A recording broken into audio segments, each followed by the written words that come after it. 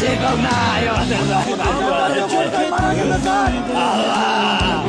আমি তো দেখি না শিক্ষাই যদি জাতির মেরুদণ্ড হয়, শিক্ষককে আমি 40 বছর ধরে অবহেলিত একজন শিক্ষিকা। আমার হাতে তুমি ধরেছিলাম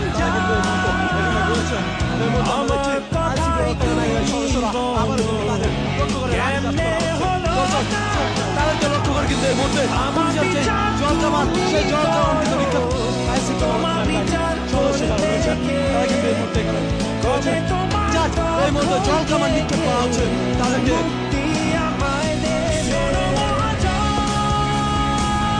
আইনশৃঙ্খলা রক্ষাকারী বাহিনীর সদস্যরা রয়েছেন, তারা কিন্তু এখানে রয়েছে। শিক্ষকরা বিদ্যালয় মাদ্রাসা থেকে জাতীয়করণের দাবিতে তারা এই মুহূর্তে পশুর মতো খারাপ ব্যবহার করছে তারা আমাদের সাথে। আমরা লক্ষ্য করেছি এই মুহূর্তে আমাদেরকে